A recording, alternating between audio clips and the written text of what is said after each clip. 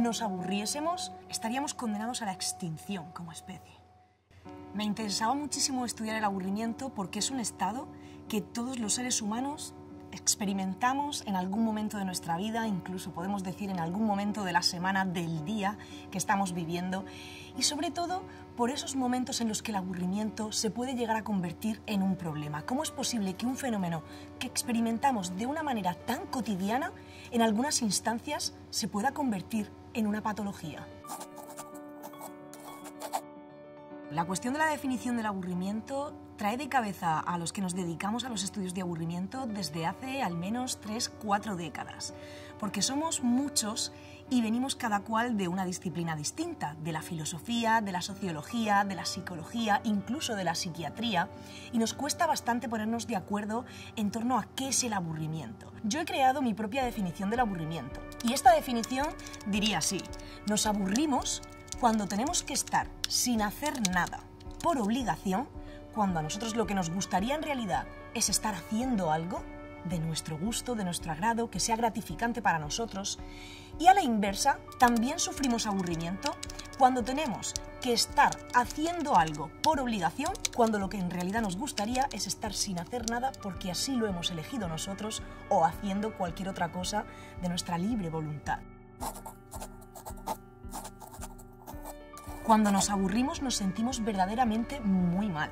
Cuando es un aburrimiento que experimentamos por un periodo reducido de tiempo, bueno, se experimenta ese fastidio, ¿verdad? Ese malestar. Al final el aburrimiento lo que nos hace es que queramos dejar de aburrirnos, y cuanto más rápido, mejor. Es precisamente el hecho de que sintamos malestar cuando nos aburrimos que tenemos que reaccionar frente a él. Tenemos que reaccionar frente a él. No podemos quedarnos en su estado, en esa experiencia, porque nos duele. El aburrimiento no es un dolor físico, es un dolor del alma, pero es tan doloroso como un dolor físico y nos causa tanto malestar como cualquier otro dolor físico. ¿Cómo vamos a querer quedarnos en un estado que nos produce tal fastidio, tan malestar, que incluso si somos incapaces de responder frente a esa fuente de aburrición, va a acabar provocándonos tedio, hastío? Es algo mucho más profundo que el mero aburrimiento. Estamos planteando que existen dos formas del aburrimiento. Un aburrimiento que es funcional, que es aquel aburrimiento que denota que algo en el entorno está fallando, que ya no nos satisface y que tenemos que dar paso a lo siguiente. Pero existe también ese aburrimiento disfuncional. Ese aburrimiento que es disfuncional precisamente porque aunque nosotros llegamos a ser conscientes de que nos estamos aburriendo e incluso quizá podamos llegar a pensar qué nos gustaría hacer para dejar de aburrirnos, no podemos llevar esta idea a la práctica y nos quedamos atrapados en su experiencia. Cuando somos incapaces de responder al aburrimiento y ese aburrimiento se convierte en algo disfuncional, realmente esto nos causa una frustración enorme, y no solo frustración. Esta forma de aburrirse, esta experiencia dolorosa, prolongada en el tiempo del aburrimiento, cronificada, al final puede incluso ser la raíz de la que parten algunos trastornos mentales, o a partir de la cual empeoran condiciones preexistentes como la depresión, la ansiedad, el estrés, trastornos de todo tipo de la conducta, alimenticios, del sueño. El aburrimiento no es un asunto baladí.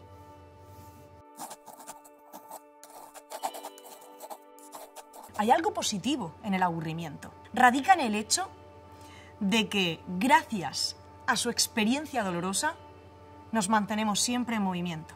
Si no fuese porque nos aburrimos de las cosas que creíamos que ya nos iban a gustar para siempre, que nos iban a resultar significativas para el resto de nuestra vida, nos quedaríamos atrapados transitando en la eternidad de lo siempre igual, siempre igual. ¿Cuántas vivencias se quedarían solamente en potencia y nunca llegarían a pasar a acto si no fuese porque aquellas otras que están en acto en nuestra cotidianidad han dejado de satisfacernos?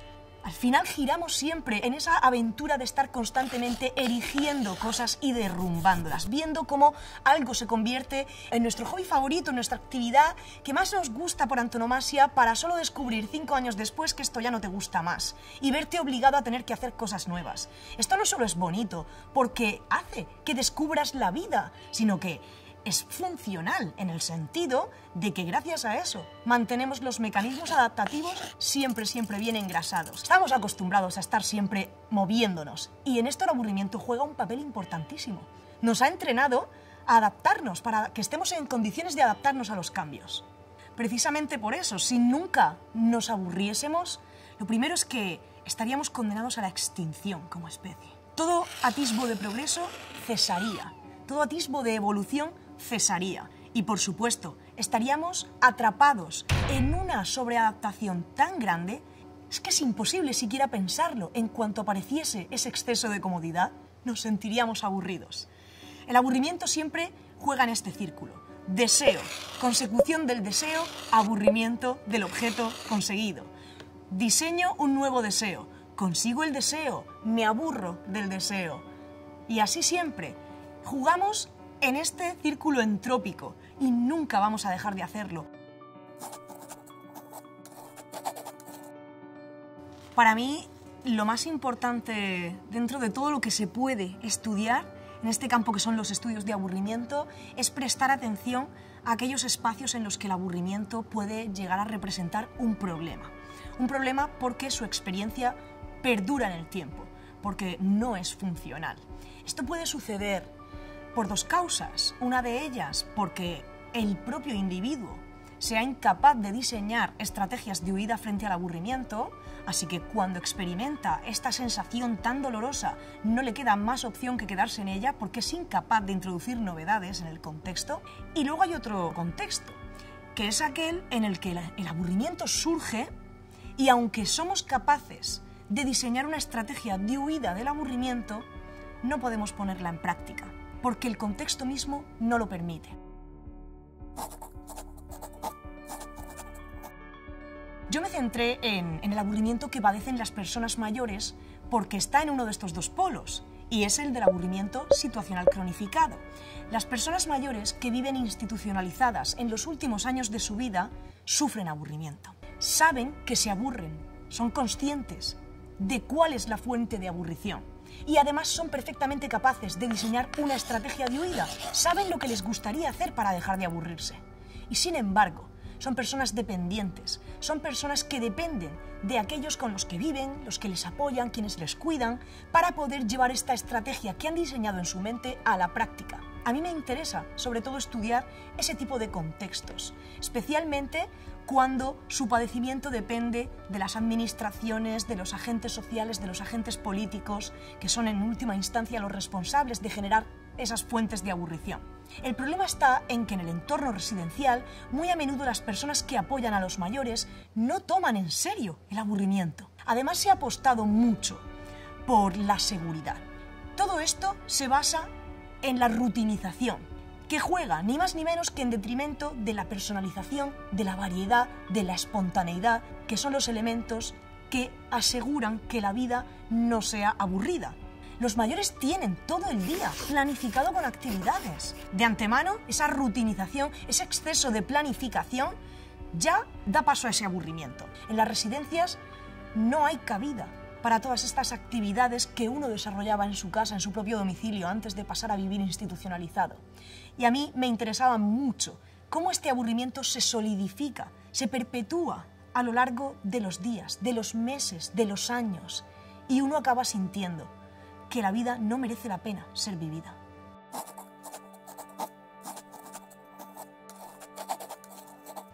Desempoderamiento creo que es la palabra que define más claramente cuál es la situación de las personas mayores en nuestras residencias actualmente. Yo promuevo un modelo que va un pasito más allá y que es la atención dirigida por la persona. En este sentido, es la persona mayor la que dice a quienes le rodean, a quienes les cuidan, a aquellos de quienes dependen, qué es lo que quiere, qué es lo que quiere. Toma todas las decisiones y quienes les apoyan simplemente están ahí para facilitar que esas decisiones se materialicen y se lleven a cabo. Tú me lo transmites a mí porque eres dependiente y necesitas de mi ayuda para que esa estrategia de huida del aburrimiento se materialice y yo pongo los medios para que eso llegue a ser real. La falta de significado es lo que provoca aburrimiento sostenido en el tiempo.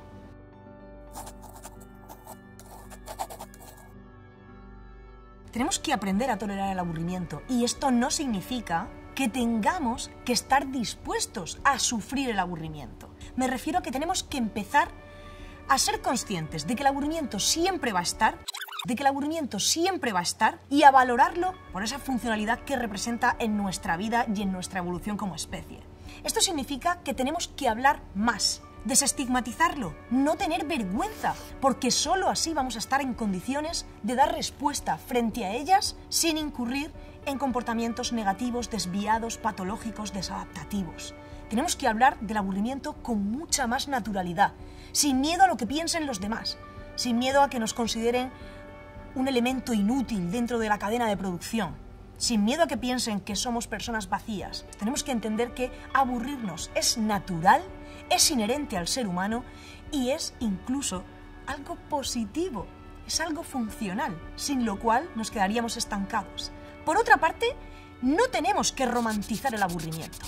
Tenemos que aceptar el aburrimiento, pero no a costa de vender un eslogan que es completamente falso, que es el del que el aburrimiento nos hace ser mejores personas, nos hace ser más inteligentes, nos hace ser más creativos. Porque entonces, cuando nos aburramos y comprobemos que nuestra salida al aburrimiento ni nos ha hecho mejores, ni más inteligentes, ni más creativos, vamos a sentir frustración. Tenemos que comprender el aburrimiento tal y como es. No recurramos siempre al entretenimiento fácil. Hagamos el esfuerzo de quedarnos alguna vez con el aburrimiento, un periodo de tiempo razonable, sin dar cabida a que el dolor se expanda, que el dolor sea insoportable. Pero hagamos ese pequeño esfuerzo de pararnos a pensar en cuál es la fuente de aburrición. ¿Por qué me aburro en esta circunstancia? ¿Por qué esta circunstancia se repite de manera cotidiana en mi vida? ¿Por qué la tengo que soportar? ¿Realmente tengo que soportarla?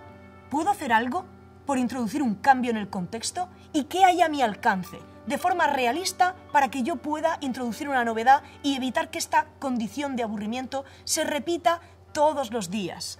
La cura contra el aburrimiento, y esto está mal que lo diga un filósofo, ¿no? Pero es atreverse a pensar, como decía Kant, y conocerse a sí mismo, como diría Sócrates.